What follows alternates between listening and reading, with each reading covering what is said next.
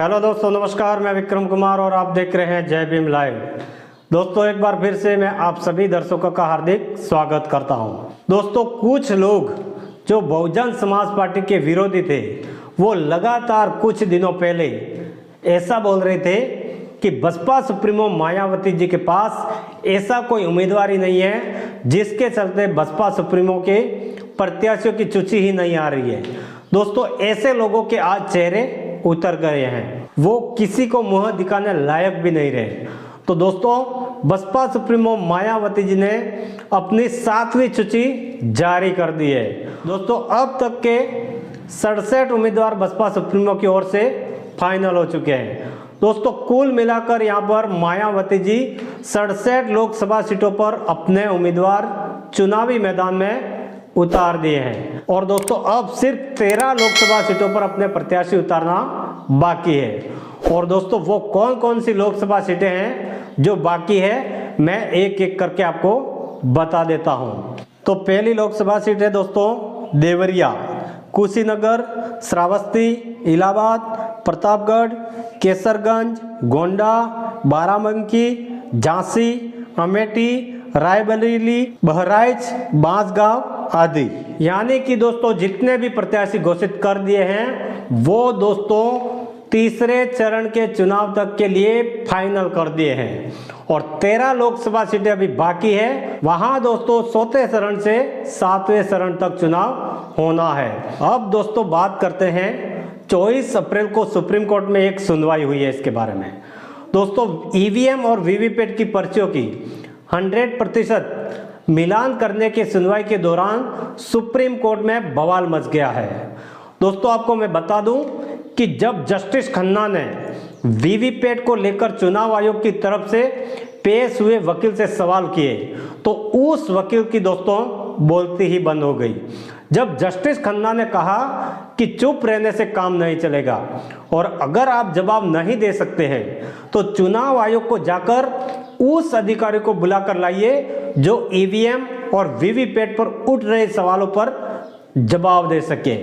तो दोस्तों, supreme court में ऐसा पहली बार हुआ है कि जस्टिस ने वकील को आदेश दिया होगा कि उस चुनाव अधिकारियों को बुलाकर लाओ जो हमारे सवालों का जवाब दे सके, जो कि दोस्तों वहां पर कोई चुनाव आयोग का कोई अधिकारी मौजूद ही नहीं था।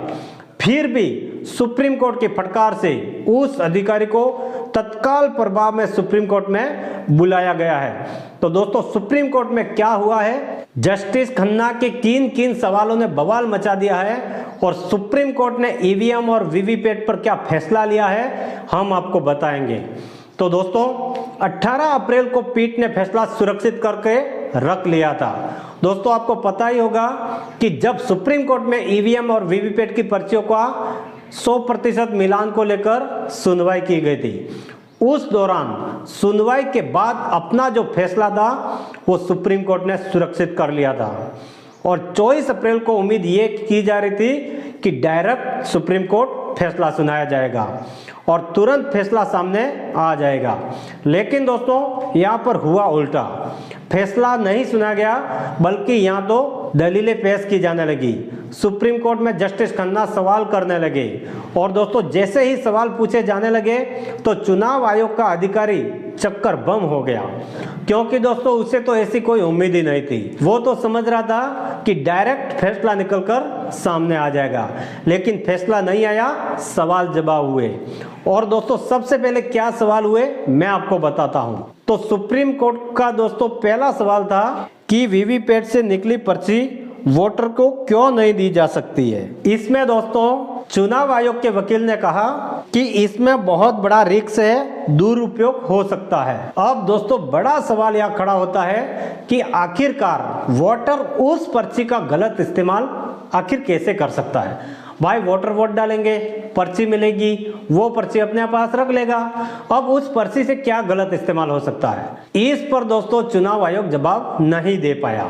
और जहां पर जवाब नहीं दे पाया वहीं पर प्रशांत भूषण ने एक और सवाल किया। भास्कर की खबर में लिखा है कि ईवीएम में छेड़छाड़ हो सकती है, मतदाता को पर्ची कटती और बॉक्स में गिरती हुई दिखनी चाहिए।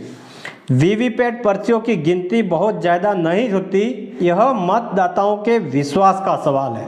तो दोस्तों प्रशांत भूषण जी ने कहा कि ये ज़्यादा जरूरी नहीं है कि आप रिजल्ट को जल्दी सुना दो, बल्कि ज़रूरी यह है कि तमाम मतदाताओं का विश्वास होना चाहिए, इसलिए पर्ची कटती हुई दिखनी चाहिए। मान लीजिए कि आप पर्ची देना नहीं चाहते हैं हाथ में, तो कम से कम 7 सेकेंड का जो टाइम है उसको तो बढ़ा दीजिए, ताकि वोटर उसको अच्छी तरह से देख पाए कि हाँ भाई मेरा वोट सही जगह गया है और ये पर्ची कटकर बॉक्स में गिरी है। तो दोस्तों उस पर चुनाव आयोग के वकील मनिंदर सिंह ने क्या कहा है, आप देखिए। ईवीएम स्टैंड अलोन मशीन है, इसमें छेड़छाड़ नहीं हो सकती। वीवीपैट को दोबारा डिजाइन करने की जरूरत नहीं है। मैनुअल काउंटिंग में गलतियां से इनकार नहीं किया जा सकता। तो दोस्तों यहाँ पर चुनाव आयोग के वकील का कहना है कि ईवीएम और वीवीपैट एकदम सुरक्षित है, इसमें कोई गड़बड़ी नहीं होती है, उसमें बदलाव करने की कोई जरूरत नहीं है। और कहते हैं कि अगर उनको पर्चियां देंगे और गिना जाएगा तो इसमें गलतियां जरूर हो सकती है। लेकिन दोस्तों ईवीएम में गड़बड़ी को लेकर रोज सैकड़ों खबरें सामने आ रही है। अभी केरल में 18 अप्रैल को मॉक पोल में बीजेपी को ईवीएम से ज्यादा वोट मिले, ईवीएम में गड़बड़ी पाई गई की खबर सामने आई थी। तो दोस्तों ऐसी बहुत सारी खबरें सामने आती है। यहाँ पर बड़ा सवाल खड़ा होता है दोस्तों कि जब भी कोई ईवीएम में धांधली होती है तो बीजेपी को ही वोट हमेशा ज्यादा कैसे निकलते हैं। कभी भी ऐसा नहीं होता है कि विपक्ष को वोट ज्यादा मिले हों। दोस्तों देखना अब ये होगा कि दाल में कुछ काला है या फिर पूरी दाल ही काली है, आप खुद भी अंदाजा लगा सकते हैं। इसके बाद जस्टिस खन्ना फिर से सवाल करते हैं, एक के बाद एक चुनाव आयोग के वकील से सवाल किए गए हैं, और जब सवाल किए गए हैं तो उस टाइम वकील साहब की बोलती बंद हो गई। तो दोस्तों ऐसे कई सवाल किए गए हैं, उसमें चुनाव आयोग फिलहाल पूरा फंस चुका है कि आज लोकसभा चुनावों के बीचों बीच सुप्रीम कोर्ट में चुनाव आयोग बुरी तरह से फंस गया है। अब दोस्तों देखना यह दिलचस्प होगा कि क्या सुप्रीम कोर्ट ईवीएम और वीवीपैट पर कोई बड़ा सुनवाई करने वाला है। दोस्तों आपको क्या लगता है कि ईवीएम से निष्पक्ष चुनाव हो सकता है? क्या ईवीएम बिल्कुल सेफ है, उसमें गड़बड़ी नहीं हो सकती है, या फिर आप क्या चाहते हैं, क्या आप बैलेट पेपर वापस लाना चाहते हैं? तो दोस्तों इस पूरी जानकारी के पीछे आपकी क्या राय है, कमेंट में जरूर बताएं।